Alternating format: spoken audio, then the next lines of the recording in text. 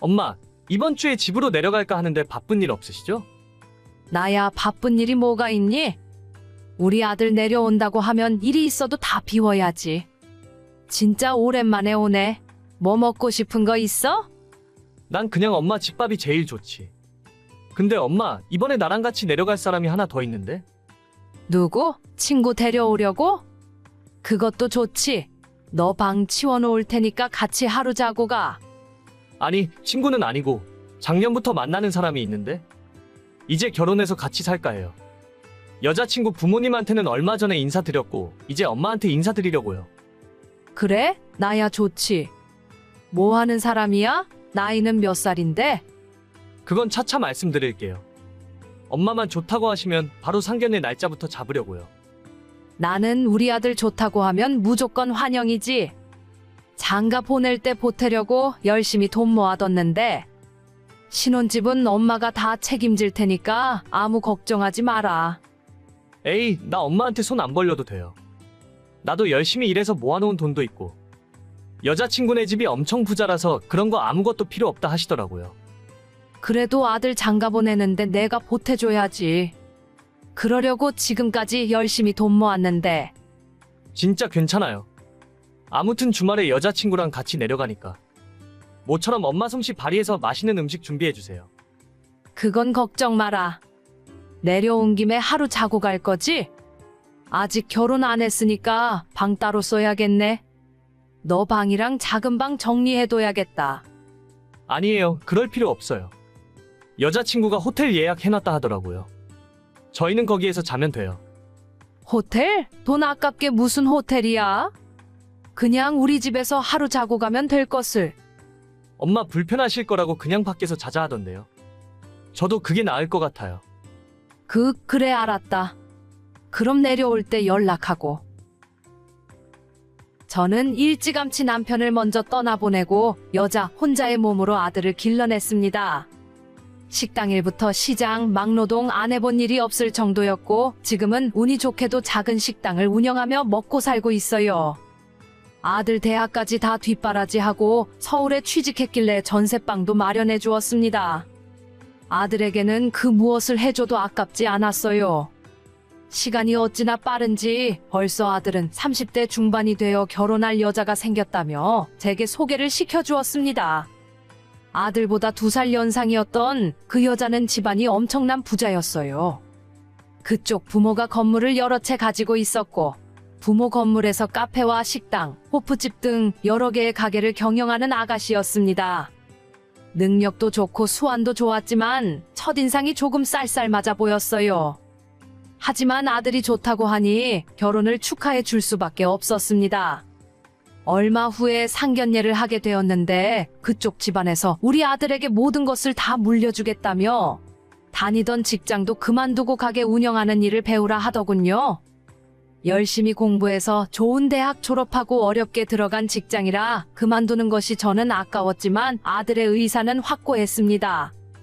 저도 그런 아들의 행복을 위해 아무런 불만 없이 선택을 지지하고 응원해 주었죠. 그런데 그쪽에서 신혼집부터 모든 결혼식에 대한 준비를 자기들이 다 알아서 할 테니 제 도움은 일절 필요 없다고 하더라고요. 저도 아들 결혼을 위해 모아둔 돈이 있는데 하다못해 집 구할 때 보태겠다고 했더니 이미 자기들 가진 아파트에서 살게 하면 되니 걱정 말라는 대답이 돌아왔습니다. 아니 아무리 그래도 그렇지. 아들 장가 보내는데 내가 아무것도 안 해주는 게 말이 되니? 엄마, 진짜 이런 기회 없다니까? 그 사람들은 엄청 부자야. 서울에 아파트도 몇 채씩 가지고 있어서 그냥 아무데나 골라서 들어가 살면 그만이라 하더라고.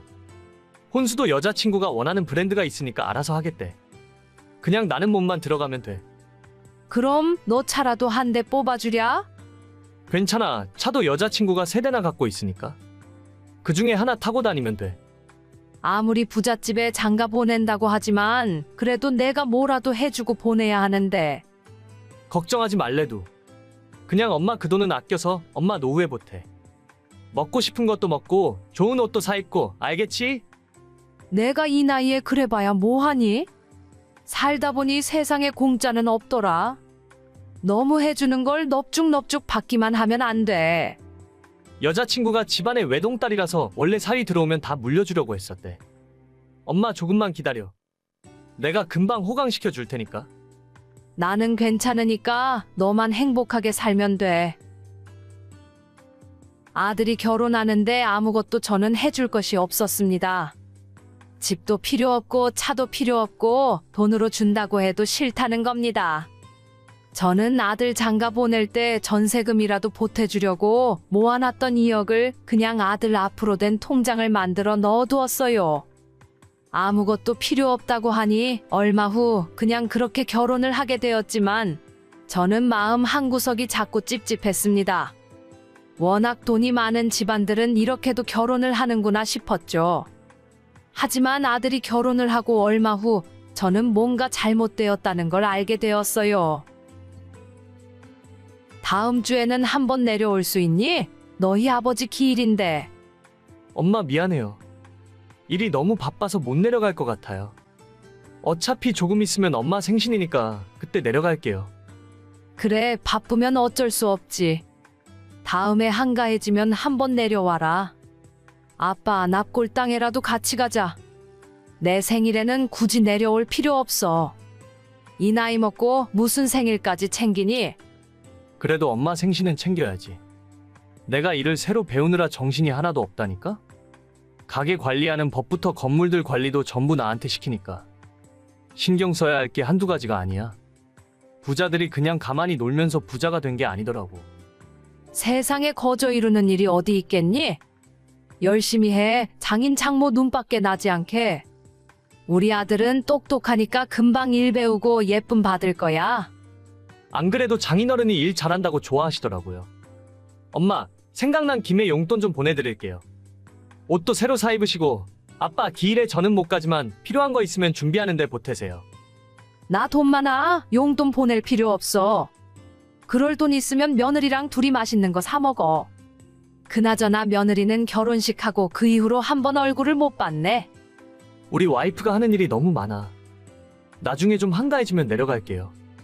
그래, 알겠다. 난 괜찮으니까 신경 쓰지 마. 결혼한 이후로 며느리 얼굴은 한 번도 못 봤고 전화통화 한 번 해본 적이 없었습니다.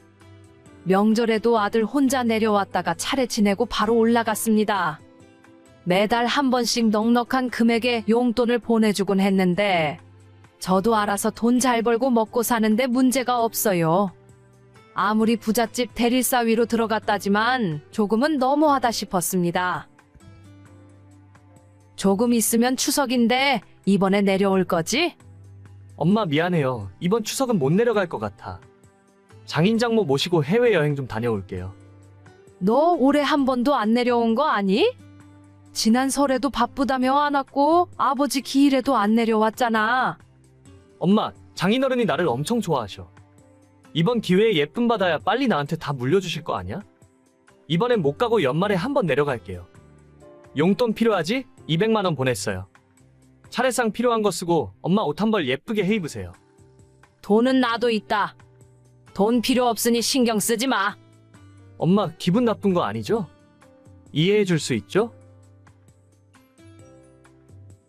혼자 몸으로 고생해서 아들 키워놨더니 남 좋은 일 시킨 것 같네요. 아들은 1년에 한 번 얼굴 보기도 힘들어졌고 며느리는 결혼식 이후로 목소리 한 번 들어본 적이 없습니다. 그 집안 아들이 되어버린 아들이라 저는 이제 마음을 접으려고요. 아들 주려고 따로 모아뒀던 2억을 보태 지금 사는 집을 팔고 새 아파트로 이사가서 몸이라도 편하게 살 겁니다.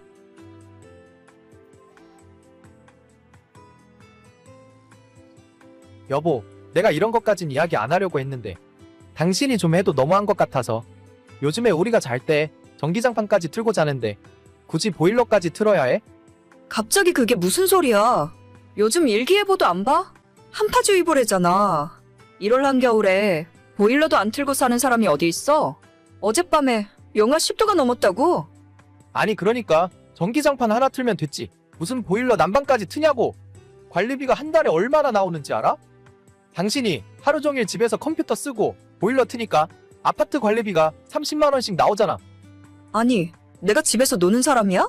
나도 집에서 돈 벌고 일하잖아.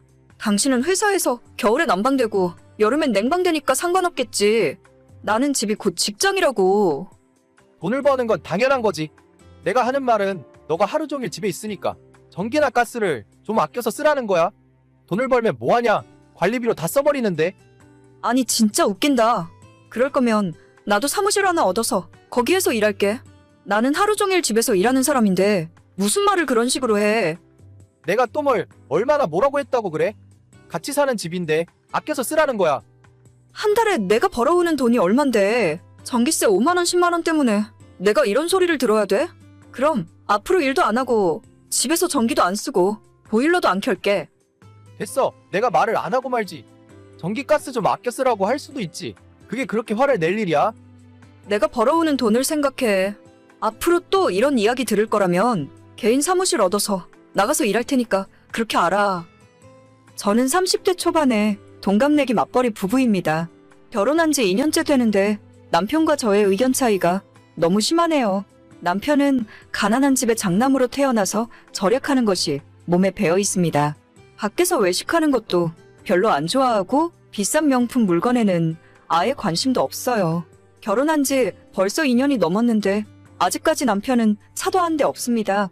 보통 남자들은 다들 차를 좋아하지 않나요?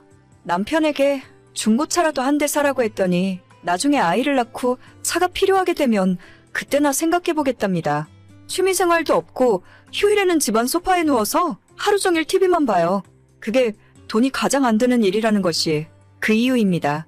요즘 남자들답지 않게 성실하고 절약하는 모습이 좋아서 결혼했는데 같이 살아보니 완전 자린고비도 이런 자린고비가 없더라고요. 온 집안에 전기란 전기는 다 끄고 다니는 바람에 저녁 8시부터 저희 집은 컴컴한 어둠 속에서 살고 있습니다. 화장실 변기에도 물 채운 페트병을 넣어놓는 바람에 수압이 약해서 막히는 경우가 많아요. 제가 너무 답답해서 막힌 변기 뚫는 시간과 청소하느라 드는 물이 더 아까우니까 제발 그런 짓 좀 하지 말라고 해도 평생 이렇게 살아온 사람이라서 제 말을 무시합니다. 다른 건 다 이해하고 넘어가겠는데 겨울에 난방 안 떼고 여름에 냉방 못하게 하는 건 정말이지 미치고 팔짝 뛸 노릇이에요. 저는 맞벌이를 하고 있긴 하지만 하루 종일 집에만 있는 사람입니다. 결혼 전에는 저도 직장으로 출퇴근을 했었지만 2년 전부터 그놈의 전염병 때문에 자택근무로 일이 전환되었고 집에서 일을 하다 보니 제가 가진 기술로 회사 업무만 보는 것이 아니라 외부에서 일을 받아서 프리랜서 일도 같이 하고 있어요. 지금은 오히려 회사에서 주는 월급보다 프리랜서로 버는 돈이 더 많은 수준이고 아마 올해 말이나 내년쯤에는 아예 회사를 그만두고 저 혼자 사업자를 내서 일을 하려고 계획하고 있습니다. 그러다 보니 제가 24시간 집에 있는 경우가 많고 당연히 전기도 예전보다 더 쓰고 있죠. 하지만 남편은 제가 벌어오는 돈은 신경 안 쓰고 오로지 집에서 전기 쓰고 물 쓰는 것이 더 신경 쓰이고 거슬리는 것 같더라고요. 지금 제가 회사 월급이랑 프리랜서 일로 벌어오는 돈이 매달 800에서 1000만 원이 넘는 경우도 많이 있습니다. 보통 최소로 잡아도 700, 800 이상이에요. 남편 월급이 400이 안 되는데 제가 이 정도 벌어오면 전기세 정도는 신경 안 쓰고 살아도 되는 것 아닐까요? 겨울에 보일러 틀지 말고 전기장판 하나만 틀고 살을 하는데 그것도 일단 정도로 최소로 틀어놓으니까 새벽에 자다가 추워서 깬 적이 한두 번이 아닙니다. 그래도 겨울에는 양말도 더 신고 잠옷도 두꺼운 걸 입으면 그나마 버틸만 했는데 문제는 여름이에요. 여보, 에어컨 리모컨 못 봤어? 집안 온도가 27도, 28도 넘어가는데 리모컨이 안 보인다? 더워서 도저히 일을 할 수가 없어. 오늘 별로 덥지도 않은데 무슨 에어컨을 찾아? 그냥 가만히 앉아 있어봐. 그럼 안 더워. 아니, 내가 집에서 일하는 사람이지 가만히 앉아서 노는 사람이야? 집 작업실에 컴퓨터랑 다른 기계들 돌아가면 거기서 나오는 열이 얼마나 심한데. 아, 됐어. 보나마나 당신이 리모컨 숨겨놨겠지. 리모컨 숨기면 에어컨 못 트냐? 본체에 버튼 다 있거든? 오늘 낮 최고 기온이 30도 밖에 안 돼. 그 정도에 벌써 에어컨을 튼다고 그러냐 너는? 아니, 내가 내 집에서 내가 번 돈으로 에어컨 틀고 살겠다는데 대체 당신이 왜 뭐라고 그러는데? 아끼고 살자는 말도 못해. 오늘 별로 덥지도 않은데 에어컨 벌써 틀면 나중에 7월 8월 한여름에는 하루 종일 24시간 에어컨 틀고 살래? 그냥 선풍기 틀면 되잖아. 집안 온도가 28도가 넘는데 선풍기가 무슨 의미가 있어? 아, 몰라. 내가 당신 눈치를 왜 봐야 하는데. 이번 달부터 내가 버는 돈은 내가 관리할 거야. 생활비 통장 만들어서 거기에 똑같이 반반씩 입금하고 써. 생활비 통장? 그러면 나는 반이 아니라 20%만 낼 거야. 어차피 나는 회사에서 점심 먹고 집에 있는 시간도 거의 없어. 원래 에어컨이나 보일러는 나는 사용할 필요도 없고 내가 혼자 살 때는 한겨울 가스비가 3,000원, 4,000원 나왔어. 그래. 그러면 당신 말대로 해. 나는 내가 생활비 80% 낼 테니까 대신 앞으로 나한테 잔소리 일절하지 마. 하루 종일 에어컨을 틀건 보일러를 빵빵 틀고 살든 내 돈 내가 쓰는 거니까. 그러다가 나중에 후회해도 나는 몰라. 후회는 내가 아니라 너가 하겠지. 지난달에 남편이랑 이렇게 싸우고 정말로 생활비는 8대2로 제가 더 많이 냅니다. 문제는 부부간에 더 이상 대화도 없어지고 서로 투명인간 취급한다는 거예요. 이런 말하긴 그렇지만 저희 친정집은 시댁에 비해서 비교적 잘 살았어요. 주변에 정말 돈 많은 부자 친구들이 많긴 하지만 저희 집도 중산층 정도는 된다고 생각하고 있습니다. 제가 예전 학창시절부터 결혼하기 전까지 돈 때문에 스트레스 받았던 적은 거의 없었던 것 같아요. 특히 부모님들이 제 앞에서 돈 때문에 싸운 적은 한 번도 본 적 없고 난방이나 에어컨을 고민하고 사용해 본 적도 없습니다. 항상 부모님 두 분은 생활비로 쓰고 넘칠 만큼 많은 돈을 벌어오셨고 제 생각도 집에서 스트레스 받으며 악착같이 아끼고 살 바에야 일을 더 많이 해서 돈을 더 벌어오면 된다는 생각이거든요. 제가 한 달 내내 에어컨 안 틀고 땀 뻘뻘 흘리며 아껴봐야 전기세는 2만원, 3만원 차이예요. 그만큼 일을 더해서 10배, 100배 더 많이 벌어오면 되는 문제 아닌가요? 결혼할 때도 저희 친정에서 1억 보태주셨고 시댁에서는 한 푼도 해주지 못하셨죠. 그래서 그런지 처음부터 남편은 기울어진 결혼에 자존심이 많이 상해 있었고 그것 때문에 더 생활비로 잔소리를 하고 있는 것 같습니다. 부부간에 서로 대화도 없어지고 돈도 따로 관리하기 시작하니까 대체 이 결혼 생활을 계속해야 할 이유를 하나도 모르겠어요. 저는 평생 남편의 자린고비 정신을 이해할 수 없을 것 같고 남편도 저를 전기 하나도 아낄 줄 모르는 낭비 심한 여자라고 생각하겠죠. 어제는 결혼 후 처음으로 남편과 이혼에 대해서 진지하게 이야기를 나눴습니다. 제 입에서 먼저 이혼 이야기가 나오니까 남편이 적잖이 당황을 하더라고요. 뒤늦게 본인이 실수한 것 같다면서 앞으로는 생활비로 잔소리하지 않겠다고 다시 예전처럼 살자고 하며 이야기하는 남편을 보면서 아무런 생각이 들지 않았습니다. 저는 남편에게 완전히 마음이 떠나버린 것 같아요.